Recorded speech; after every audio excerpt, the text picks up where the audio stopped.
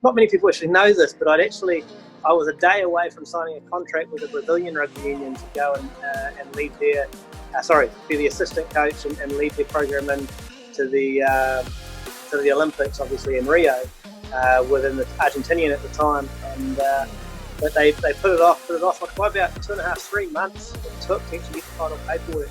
The day before we got the paperwork, Nigel Melville actually rang me, and 6 weeks later we were in the States. So I'm Chris Brown, and welcome to the Rugby Hive. Today's guest is Chris Brown, winner of the Capgemini Coach of the Series award in 2019 for his role with the USA Women's Eagles, taking them to a silver medal finish, their best ever result in history. Brown started on the Sevens Series years back with Mike Friday, taking charge of Kenya, elevating the Africans to their best ever finish on this series in 2009, placing number 6 on the planet. Brown then moved to America with Friday, spending 4 years with the USA men's program, turning them around in dramatic fashion from 13th in the world to 6th in 2018.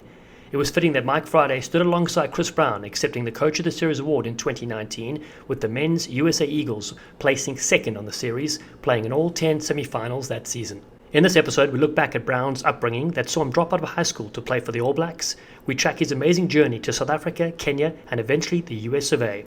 We talk about the coaching insights in developing world-class programs, how Friday and him took the USA men to their first ever tournament win in the series, and how USA women finished on the podium. With an extra year ahead of the Olympic Games, what can they do in Japan? Here is episode 12 with legend Chris Brown.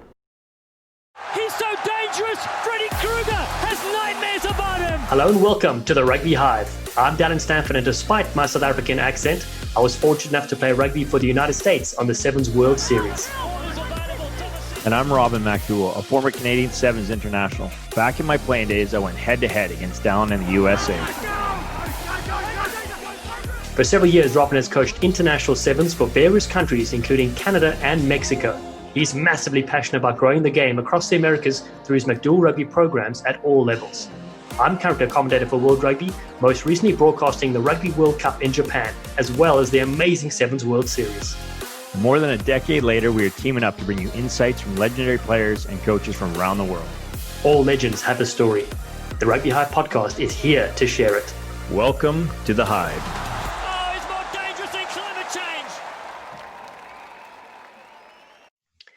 Hello and welcome to episode 12. This time we return to North America and we chat with the USA Women's Sevens head coach Chris Brown.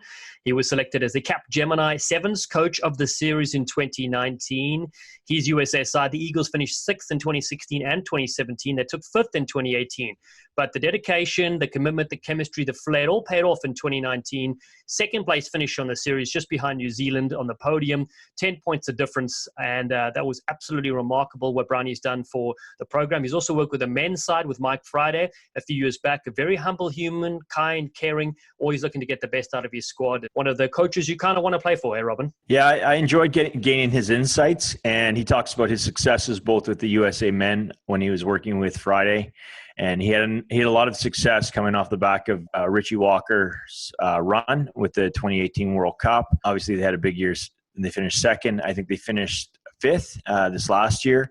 And he's still building. He's just in his first year or two already. So he was just very humble about, the highs and the lows, which we all experience in international sport or even local sport. What I really, really enjoyed, though, was his growth mindset for himself and for his program. And things that really aligned with me is just simplicity and clarity. He wants his athletes to know that he's behind them. And they have a simple plan, and we're going to play to our strengths and stick to it. So, and then he's got mentors around the world as well. So he talks about just connecting with some of the Super Rugby colleagues of his back in New Zealand, where he's from, and just saying that, you have highs, you have lows, but it's those lows that make you stronger. So he's got a longer term picture for that program. The athletes that are pouring into that USA Eagles women's side is just frightening. So looking forward to watching them develop when the world gets rolling. Can't wait for Olympics 2021. And then, Robin, you didn't come here for a haircut, my friend. So much rugby happening north of the border with you. Yeah, it's been really great helping out locally, just building programs. And I've got some exciting announcements in the next few months, but excited to get back on the field with the national women's side today. And it's been since March since I've been down at the National Training Center. So looking forward to seeing all those smiley faces. How about on your side? That's wonderful to hear. Can't wait to see it return properly. Yeah, my side, we took a weekend away, Verity and I. We went to New Hampshire, spent a few days there in the woods, the beautiful lake house. It's such a stunning part of the world. The leaves starting to change colors. Magnificent sight. New Hampshire, though, the motto, live free or die. So probably one of the more famous ones as you see they don't mess around on that side. Rugby-wise, it's been a busy couple of weeks, I'd say. HSBC World Rugby Sevens Series Awards this week for 2020. I was fortunate enough to be on the selection panel with the commentators, legends that we've interviewed for this podcast like Carl Tanana and the rest of the gang, and a handful of former players. So congrats to firstly the men's side. There's Scott Curry, Tavita Verandamu, JC Pretorius, Selvin Davids, Napolini Balatha, Amanasi Tuamamba, and Jordan Conroy. And then on the women's side, we had 3 players represented here from North America. We had Ghislaine Landry, Brittany Ben, and Christy Kershey. And then from Australia, Shani Williams, and New Zealand carved it up with Tyler Nathan Wong, Ruby Tui, and Stacey Flula. And so congratulations to all those players. Yeah, it's just good to see both Canada and USA represented, and it's just showing, that we're in that top few nations in World Sevens. And so for young Canadian girls out there and young American girls across the country, sky's the limit. And I also heard that you've been voted by the fans as the best commentator in the world. So congratulations, or by me and your mom. I don't know. Thank you very much. I'll take those 2 votes to the bank, my friend. Let's see. Other rugby news. We had the British Lions. Their rugby tickets via the ballot have closed this past week. I know a lot of folks are talking about going to Africa in 2021 in July to watch that famous gathering against the Springboks, the current world champions who haven't had played much rugby recently. And then close to home here in the US, Rugby Town USA, news out of them, the former Colorado Raptors side in Major League Rugby. They're now a high-performance training center for women's and men's USA Eagles. They announced also a very interesting program they're going to be taking part called the Crossover Academy, taking in sporting sensations from other codes. This will be very interesting because everybody knows the talent, the level of athlete here in America, and a lot of folks, don't stay with their preferred sport due to not be able to land professional contracts. So it'll be interesting. Think about Colin Isles, think about players like that transferred from another sport to rugby and how good they were, particularly in sevens. So you better watch out that side, my friend. It's all happening here. Let's shine the spotlight on North American coaches. So I've got 4 coaches I want to highlight here today from 4 different regions of Canada. I'll be doing a few more after that as well. But first up, Sarah Shaw from Ontario, recent grad from Brock University, and is already transitioning into being a successful coach. The girls during COVID, she's just doing as much research, watching game film, and picking as many people's brains as possible. So she's one to look out for. The infamous Brett Canenberg from Lumsden, Saskatchewan, who's the head coach and program manager of MacDowell Rugby. That guy's a school teacher there and he just grinds every day too. So he's running a tighter ship than me, Dal. On Vancouver Island here in British Columbia, we have Sherry Spence. She wears every single hat in the Cowichan Valley. And there's close to 300 kids, and about 150 of them are young girls, and Sherry's to credit for a lot of that. And then going back to Ontario is Kevin Verkis, coached him with some Junior Canada, and unfortunately he suffered a bad knee injury a couple years ago, and he's been working with Tyler Leggett with Upright Rugby, traveling around to different tournaments, and he'll probably be at Rugby Town Sevens 2021 coach. And so he's a guy to look out for too. So to all those coaches out there across Canada and the US, just want to say thank you because sports across both countries at the youth level and developing level is selfless, and it's a volunteer job. So thank you again. A couple thank yous on this side as well, Robin. My good friend Jeremy Castro, I've told you about from the Oxy Old Boys rugby playing days in California. This past weekend, he was involved in another wonderful cause through his company, Brand Marinated. They donated 900 boxes of fresh produce and food to folks in need in his area. And that's just wonderful to see, the rugby community coming together. Personally, I got a chance to actually go to my first training session during COVID, the Mystic Rugby Club in Boston. I got to see the training. I didn't actually attend the training session, but I was there watching with a good friend of mine, Bazi Rosinski, Maccabee, a rugby legend. His son, Rudy, and I played together in Israel in 2013. He was out there stepping a few park cars and showing them how it's done. I was definitely itching to get the boots on, but obviously I need to find them first. So word on the street is we finally have some exciting news in regards to the MLR in 2021. Yeah, Robin, huge news. In fact, I was kind of curious on social media. They released something big news tomorrow with the eyes pointing out, and you're like, okay, what is happening, So they finally released, they're going to be kicking off in 2021 in March. I thought that they might push it back to April. That was the talk initially, but they're going for March, which is phenomenal. 18 weeks of regular season matches. There's an East Coast conference and a West Coast conference. And then they'll be playing various playoffs to see your number 1 East Coast seed. Your Eastern champion, if you will play your Western champion on August 1st. So that is huge news. teams. And, there's been a real growth in the game. Of course, there are 13 teams playing right now, and they're going to be matches televised on CBS Sports Network and Fox Sports 2. And so it's going to be a busy season traveling around. And logistically, obviously, we hope they got everything in place, which we know due to COVID. It's going to be fantastic, though, for the fans. They haven't got to see rugby for a long time. And, of course, the league ended after a few weeks in this year in 2020. So this is going to be an absolute humdinger, my friend. Yeah, it's exciting for the league. I'll say that because, for all those great investors and everybody that's put in the infrastructure and sponsors and supports, we need to get it to go live so it can thrive. But also to all those new recruits, either the big names or some of these draft picks from the draft a few months ago, nothing more exciting than getting your first pro contract and then not getting to play. So at least they got something to look forward to and a little motivation to put in the work in the next 4 or 5 months. Exactly. And I'll quickly run through the teams for those interested. The East Coast, you got Rugby ATL. That's in Atlanta, Georgia. In Boston, you have the New England Free Jacks. New Orleans, you got NOLA Gold. Washington, D.C., you got Old Glory. You got Rooney in New York. Rugby United New York, and then the Toronto Arrows, of course, the one Canadian side. They make up the 6 teams on the East Coast. The West Coast has 7 teams. We have in Texas 3 sides, actually. The Houston SaberCats, the new team, the Dallas Jackals, the Austin Guiltinis are there. And then in Los Angeles, the LA Guiltinis. In fact, the Gilgronis were the team in Austin. Sorry, I get my drinks mixed up.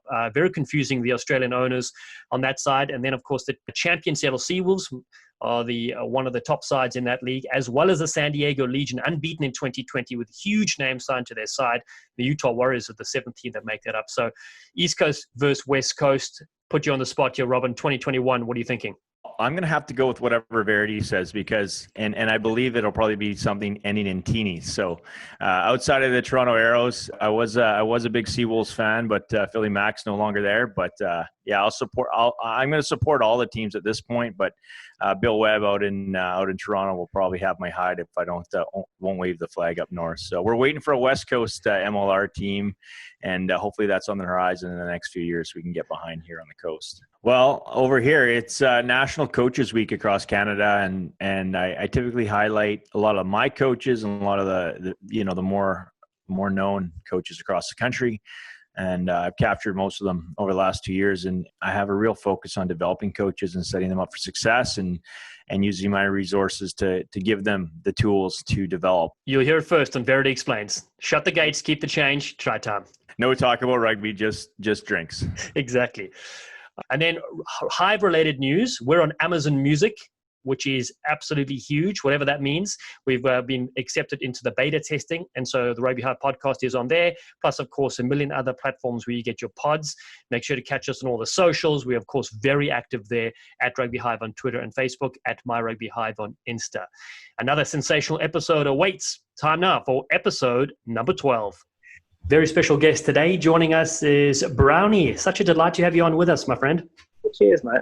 Tell us, man, how are you and your family managing during this time? Yeah, we're pretty good. It's we've got a 4-bedroom house in San Diego. It doesn't have a backyard. It's big enough that we've been able to mess the whole thing up, but at least it's a bit of a playground for the kids.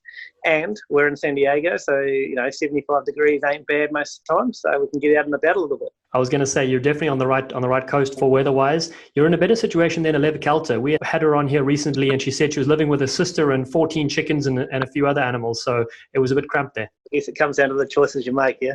Exactly. Brownie, listen, as we do with all our other legends on here, let's delve a bit into your background. Tell us where you grew up and a little bit about your childhood. Yeah, cool, mate. Look, born and bred in Taranaki in New Zealand. So, yeah, Kiwi through and through. Getting close to actually meeting the halfway point. Well, actually, I've still got about 6 or 7 years to go. But, yeah, born and bred in Taranaki and ended up travelling over to South Africa and working there for 4 years and then a couple of years up north in Africa and Namibia and Kenya. And so that was straight out of school, etc. And my wife's African, so I better throw that out there. And after spending some time in South Africa, I said that I was definitely going to be marrying an Afrikaans girl. How is your Afrikaans? I could buy a float in Afrikaans, So, yeah. No, I was much better when I was living in Namibia. That was my 3rd year over there, and I was actually translating for the 2 English consultancy coaches that we had at the time. Unfortunately, a lot of the Afrikaans does have a few English words, especially when you're in the rugby circuit. Brilliant. Spent a bit of time in the UK playing back in the day, but I was pretty young, finishing up playing at 22, and then got the opportunities through South Africa, which is why I'm so fond of that country as a whole. And what were some of your sports growing up that you loved, other than rugby? Well, I was watching The Last Dance last night, brought me back to my heyday at high school, and I was the first 5 captain. We had 10 teams in the conference, and we were last, but I was still the captain, and I was a point guard, and we actually did beat the number 1 team in the conference, though, because they had an illegal player. So they got disqualified, and we managed to get that first victory of the season, which was great. And then we also, my background, I played state tennis. Tennis was probably my, I love rugby. My dad was passionate about rugby, but tennis was probably the one thing where I'm like, should I have continued on in that? And being 5'7" and, not the biggest, but I was pretty quick around the court and did relatively well at state level. And but I recognised very early on that in New Zealand, it's very rare that a tennis player comes out and goes very far, and it's very isolated compared to having a team to work with. So, but tennis and a bit of basketball through high school were my other sports. And did you pursue playing rugby at a higher level once you graduated from high school?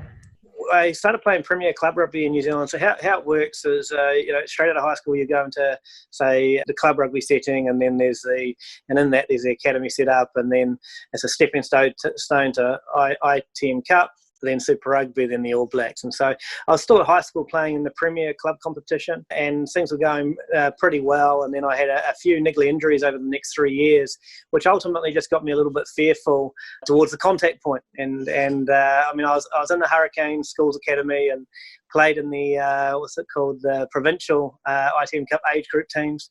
But realistically, once you fall out of love with contact, you kind of start to look for alternative options. And so it kind of meant that, all right, well, I got an opportunity to go coach in South Africa.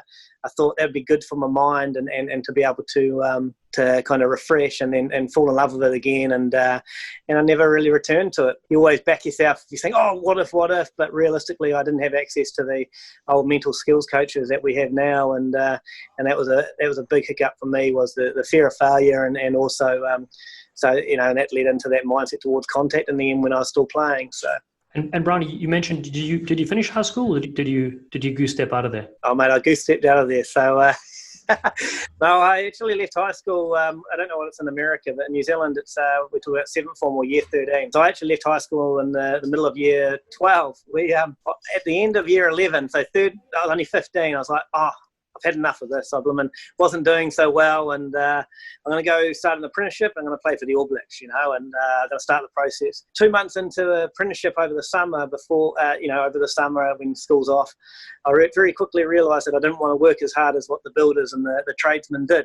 So I didn't leave school officially, and I signed back up, and I worked really hard for about 2 months. And then the provincial tennis or rugby season, and then the tennis season after that took over. And put it this way, I wasn't doing so well, and there was a Spanish exchange student actually who made me stick around for an extra couple of months. Well, not made me, but I chose to. As soon as she left school, then it was time for me to move on, So, but I ended up doing a community college diploma for 2 years, which got me a university entrance, and then I went off to university after that. So did a little bit differently than the old conventional route. Yes, exactly. Now, tell us, what age did you go to South Africa? You mentioned your coaching, so I want to get into how you switched over from your interest into coaching, and then how did you end up in the US with Mike Friday? So the community college that I went to, they had a South African guy that set up the program. It was a sports development program, and he went back to South Africa to the head of conditioning or physical performance at one of the top academies in South Africa called the Puka Rugby Institute. Now, once I'd finished there and gone off on to university and finished my degree, he had actually moved on to the Cheetahs, but they wanted somebody they just built this program at the Puka Rugby Institute, and they didn't want an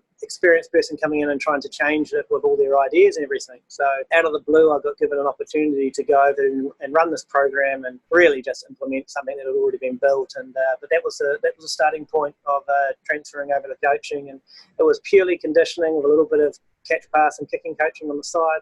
But that was my starting point, mate. I finished in South Africa, went to Namibia for the 15s team. Then I went to Kenya with Mike Friday, brought me in. We didn't know each other. It was just he was looking for somebody that knew Africa or had some experience working with the diversity there and was willing to be located there.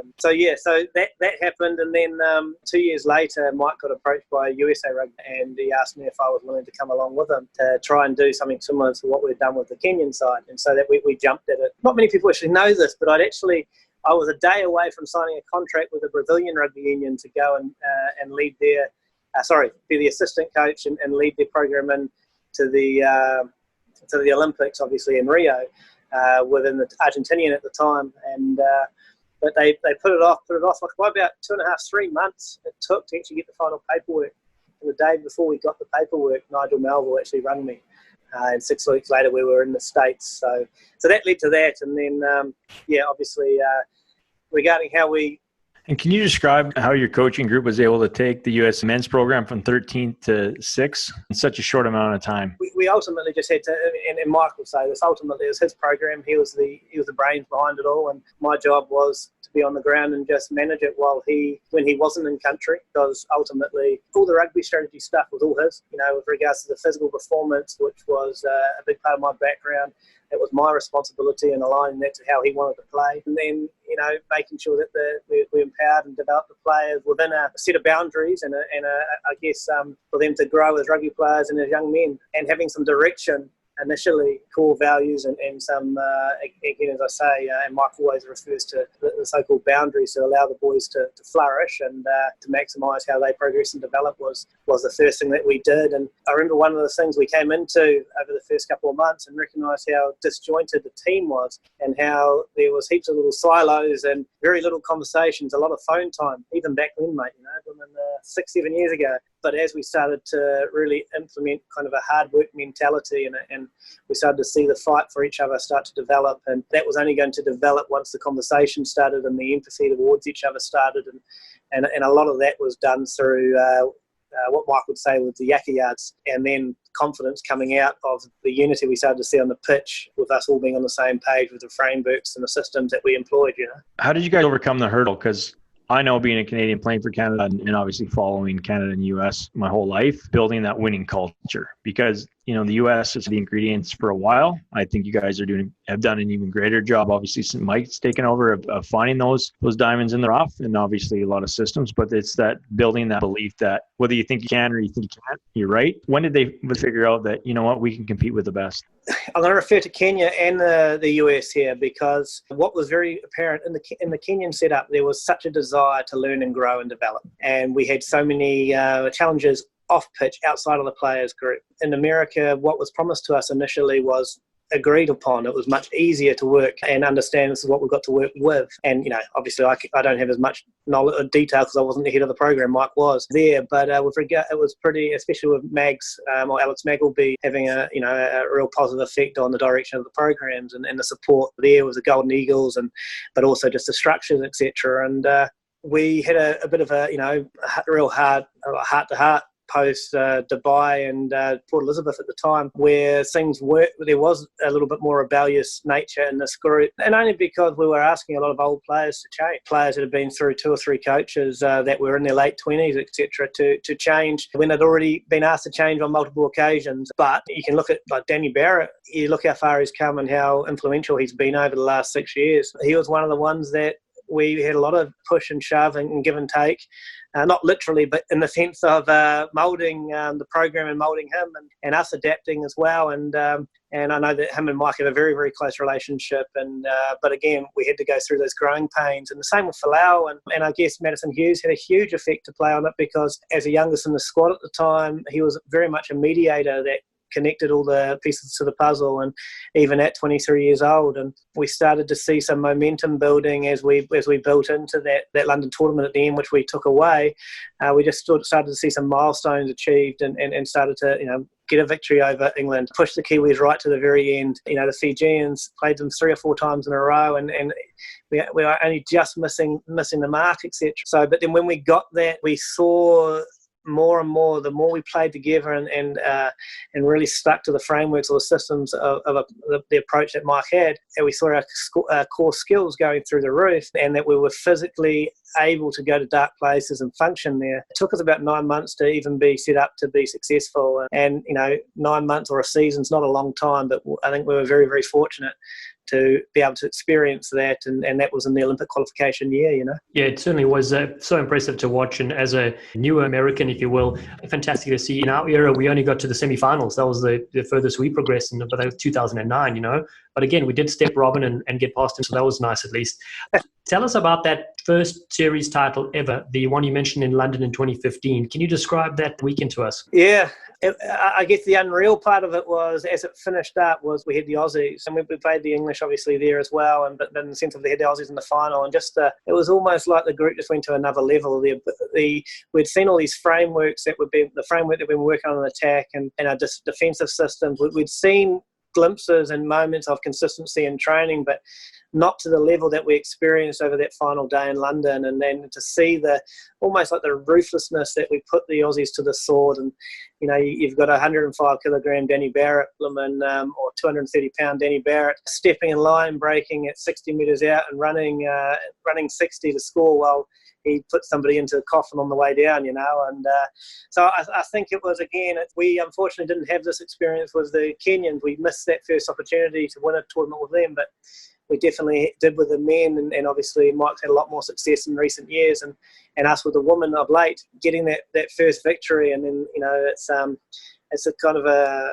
real, it's such an emotional roller coaster being on the series, as both of you guys know, and it's like, it's just little things that are missing that stop you from transferring through the next step, and you blooming could have four brilliant games, and then one where you're just slightly off, or et cetera through a tournament, or you could have 3 poor games out of 6, but you still get to the quarterfinals and you manage to scrape through. And I think the big thing for us in London was that it was a tournament where we just built, and it was the same as when we won the first Las Vegas one. It was a progressive step up every tournament. It wasn't kind of like, oh, we're lucky to get through there, etc., and then hit or miss. That's what you want as a coach, don't you? It's from minute one, you just want to refine and get better and better and better as the tournament goes on, and all going well, that you're starting at a level from game one that doesn't leave you going, oh, man, crap, we've lost that one, etc. We're already at a standard that we can build off and propel ourselves forward. And then, Brownie, your journey, you then move across to the women's side of it, the fall of 2018. Tell us about that transition. Pretty special in many ways. Look, I mean, I was really privileged to work under a few different coaches. Matt Pralford, who's now the full coach for the English, was with the Springboks when they won the World Cup last year. He was the head coach at the Rugby Institute, and his eye for detail and the level of detail that he'd go into and how he unified the group was so player focused, was pretty special to be a part of and to see in the sense of my first coaching opportunity. And then obviously Mike Friday is renowned and was renowned back then in the sense of being able to transform teams and being somebody that would fight for every inch for his players and being very, very loyal to his people that he works with, and seeing a lot of the attributes that ultimately lead to how I coach today was a real privilege. And when I got to come across to the women's side and I guess implement some of the things and learn some of the aspects of what comes with a lead role. And I think I was really fortunate that Mike delegated a lot to me. And what I mean by that, gave me the opportunity with the resident program when he wasn't permanently on the ground to learn some of the day-to-day management players, and without having to make any serious decisions, because ultimately that was his job and the head coach's job. And stepping over to the women's, that's where I had to really step up, ultimately take responsibility for the whole program. And what was really special was, again, like with the Kenyans, they were so hungry to learn and to progress and to grow. And they were at a point, the Kenyan team, they had 7 or 8 guys that had been there for 4 or 5 years. Same with the US women's team. They'd had enough of where they were and had been, and it was, they wanted change, and they wanted, what I mean by that, in many ways, what they wanted change in was, yes, they wanted clear direction, but they also wanted a place where they enjoyed coming to work. Emily Bidewell was absolutely brilliant, helping foster and develop culture that the Guilds ultimately said what they wanted to represent, and we helped to guide it and refine it. And then that was a pretty special process to go through. And it's probably been the most rewarding. As we know, the majority of the time these athletes love coming to work now, no matter how hard it can be to function daily in a high-performance environment. Well, the program from the outside looks very, very positive. Obviously, the results have spoke for themselves the last few years, but they just seem to be smiling a whole heck of a lot. And I know seeing them perform at the Sevens World Cup right before you took over, you could see building. There's a difference between tense and intense, and they seem tense before, and now it's definitely intense when they're playing. So well done to you and your staff. And just transitioning to more of the couple specific areas that you wanted to work on when you took over, both skill, execution, and situational awareness. How did you implement that into your program? Yeah, great point, mate. It's I inherited a group of athletes that even from through Richie Walker and Jules McCoy and Rick Suggett. If anyone's met Rick, unfortunately he's passed on now, but definitely big personality, big character, and a lot of these girls have fond memories of their experiences from back in 2014, 2013 with him. And so I inherited a group of athletes they were a group of athletes, and we recognised that their core skills had developed, and they knew what they wanted to try and do based off of the strategies that previous coaches had tried to implement. And but I think that the biggest thing was, as I said, about the cultural side of things, to a point where they would die trying for each other, and they would die or they would sacrifice a lot to spend the time needed to hone the skills and do the purposeful conditioning that they needed to do to be able to play their role within the system and the team. So we spent a lot of time around the contact point and around the catch pass, distribute, and understanding how to hesitate defences and keep spaces open when we see the best space to play to, but it's 2-3 seconds before it even gets there. How do we keep that space if we want it, or how do we adapt and adjust when, so picture reading, decision making, all the cliche things that people say, but just repetition, where it's not the same picture the whole time. At times it was the same picture that would just repeat, and then it's showing 4 or 5 different pictures that they would see, and then seeing how quickly they could recognise and play their role with whatever their role was right then within our framework or our attacking framework. So I mean, that was a huge emphasis from minute one, but it's obviously the first team that I've taken over. But you'll see, and you've all heard about how defences wins championships, and the first thing was like, well, no matter how powerful or how athletic or the individual skill sets that we have to be able to exploit and score, we want to make sure that we're in control as much as possible, and we need to be consistent in an element to really take confidence in. And they already had a relatively good restart aerial team, all the left counters and Nicole Heveland's restarts and a lot of the jumpers, Abby Costaitis and Jordan Gray and Cheta Umba. We didn't have was a group of individuals defending together. So we just prioritised that for the first 3-4 months and really drove that into the ground in many ways. We didn't really see the rewards. We saw our defensive, the amount of points scored against us just drop through all 6 events over that first season, and in the last 2 events we saw those the stretch KPIs that we had, to the point where we were the number 1 defensive team on the series through the last 3 events, which was pretty special to achieve, considering that's still going to be the thing that gives us the best chance of winning gold next year. Yeah, your first season as head coach, most successful in the history of Eagles Sevens, placing second in 2019. We talked a bit about it, but what would you summarize overall your pillars of success for that season? We talk about our culture, we talk about our physical preparation. Matt Long, Nicole Titmus, and a number of interns that have come through the program. You have 25 athletes with 1 physio and 1 conditioning coach. In a full-time environment, there's a lot of work that goes into that. They're the people that spend the most time on the pitch because they have to be there and they have to prime and make sure that we're doing what we need to do from a match intensity and a game strategy priority standpoint. But then, you've got all the individual and a lot of the power and speed production work that they have to do outside of that. And so I'm very fortunate that I've got 2 people that are top quality in their fields, and more importantly that they're very much givers, and they go far, they go beyond, and nothing's ever an issue. So that's one of our pillars as the physical preparation. That's gone through the roof in the last 2 years.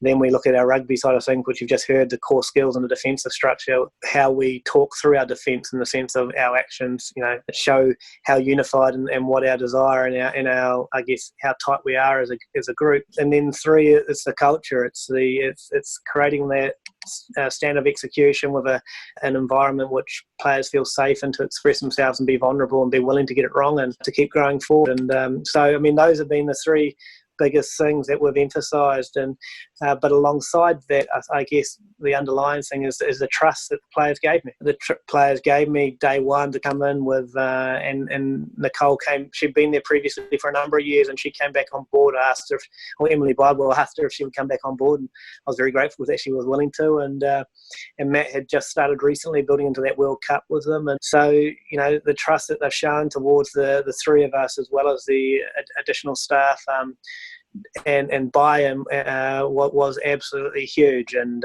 going back to what I said about the American players being asked to change, the men's being asked to change multiple times through multiple coaches, these girls were willing to, and they've been through 1, 2, 3, 4 coaches in the space of 3 seasons, so they were being asked to do a lot, and it says a lot about the character of individual that I work with currently. Well, smart coaches surround themselves by a better team or an excellent staff, and it's all about working smart. And it's great to get the athletes to buy in, but definitely using the resources that you already had in place is gold. And I know Nicole and the rest of your staff are world class. That's special to hear. Yeah, cheers, man. They definitely are, and I'm glad that we've obviously got a few things to still sort out the union at the moment, but we're finding a way forward, and I'm very hopeful that we'll be able to get at least our core staff back together to strive forward and see what we can achieve in this year ahead. Let's rewind it back, though, to that World Rugby event, honouring yourself as Coach of the Year for the Women's Series.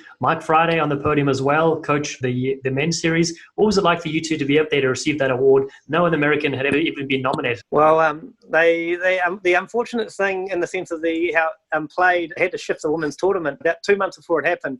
They shifted us 2 weeks later to the south of France, or the southwest of France, and it was beautiful down there. But obviously 2 weeks earlier, Mike won that award, and a number of players were honoured. Steve Thomason, Ben Pinkerman, Danny Barrett. Previously Perry Baker's obviously been honoured, and even Carlin Isles winning a couple of the most points scored at trophies.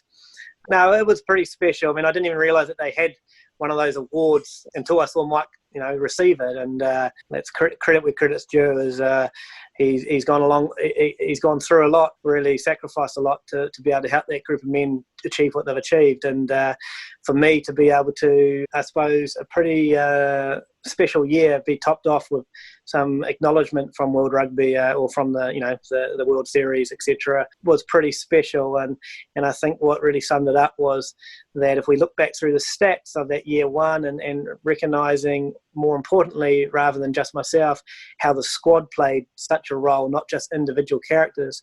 We didn't have one player in the top 5 of any statistics in that year one with regards to involvements, tackles, tries scored, points scored. Not one.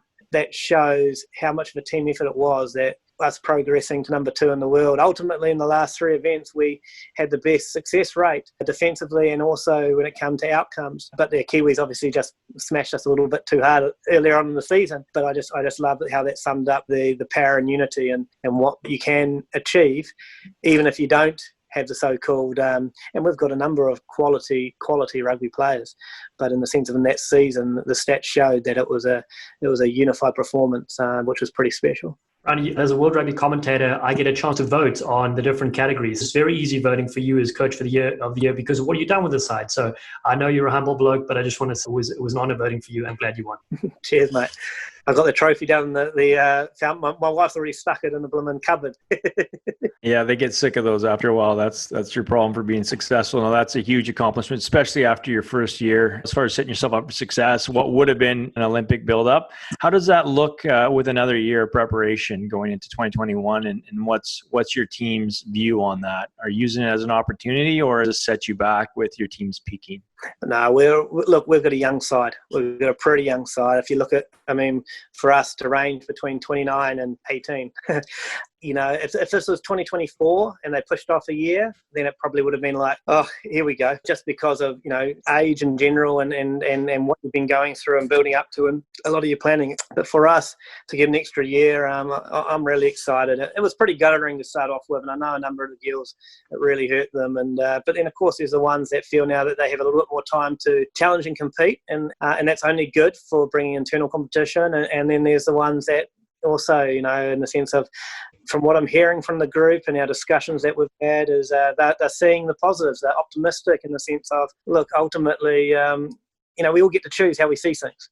And you can choose to get caught up and focus on the negatives. And one of the big themes that we've been the whole time through is control what we can control. There's no complaining in the sense of if you've got an issue, have you got a solution? If you've got a solution, go to the people that can solve it. That's a big part of how we try to live by. And for us, recognising that this last 9 months have been a tough 9 months for us, and or the second season, and a lot of learnings. And speaking to my friends who are in Super Rugby, every second year they said, especially after you start the new program, you start to experience little cracks and little things that you have to address and identify, and it makes you stronger long term, but you've got to go through it. And one of those things, that's what we experienced through the last two tournaments of this season. And it really, we had addressed and worked through things and really got to the heart, the heart of things. And it was exciting. We were training really well for the last 3 weeks before the COVID-19 virus. So it is frustrating and disappointing because I think we were exactly where we needed to be to catapult into the Olympics, and going through some tough stuff made us really look at ourselves and make sure that we knew where we didn't want to go again and what caused certain things. And the players were leading that ownership. But with another whole year to go in, I think it's absolutely perfect for us as long as we can get back to training pretty soon. That's a great outlook. And we all know how competitive the World Series is. And this year sees the U.S. drop to 5th place overall. So as far as we'll go, this season's done. But can you give us some insight, just the roller coaster and how hard it is day in, day out for those athletes to compete? Yeah, very much so, mate. It's as I shared over year one we were defensive orientated in the sense of what our priority was to get in order. We set a very simplistic attacking framework in play, and I'm all about simplistic clarity and clear direction, and then the power of unity getting you where you're going, And I feel that the challenge for us coming into year two was not the worst thing. I mean, it was great confirmation that we were doing the right things. But you look at Glendale and we come out and we win that event. So we've just done 4 events in a row that we're pretty damn happy with, from Kirikishu in March the previous season all the way through to now just winning Glendale, our home tournament. And I think what come with that was it would have happened in a way, but I think what happened was a little bit more of a kind of we ended up in a bit of a blame culture, and very briefly, just in the sense of, and what I mean by that is it's like, okay, why aren't you doing this? You should be doing this, because now we know what we should be doing, people should be doing. And if they're not, rather than it be, okay, I'm going to do anything I possibly can to make it easier for my teammate, it suddenly become, it was only just surfacing, etc. But when you play a sport where you've only got 7 people on that pitch and it's so critical that you're all on the same page and you're fighting for each other, we just started to see little things creeping in that led to that in the end.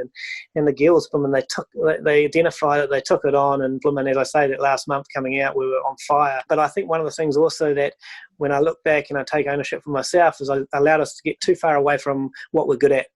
And remembering what we're good at and focusing on us, because ultimately that's what we can control most of. And the frameworks and the systems that we play are systems that they're stretching systems. We're so far off doing them perfectly, which means that, no matter what the opposition does and how they adapt and change, I believe our systems or our frameworks that we play within that allow us to implement certain strategies are a huge stretch from where we are now to us being perfect.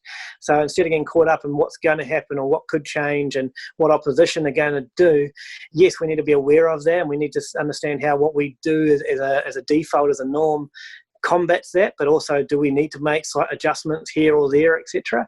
But I just feel like we got caught up as a coaching crew a little bit too much on the what ifs and the opposition and the future, rather than being in the moment and trusting our systems and our approaches, continuing to enhance ourselves and focusing on our strengths would lead to that ultimate success that we're looking at. It's been a good reflection thing, but a pretty harsh one to have to go through myself, I was going to say, it's very honest reflection and taking what part you played in, So final question for this side, for the Rugby Hive listeners, how would you describe your coaching philosophy? First and foremost, you go, this is cool, and actually comes from the church that I attend, I go to. They talk about developing people. It's all about connecting, developing, empowering, and it's something that I've taken on for since a number of years since I've been there.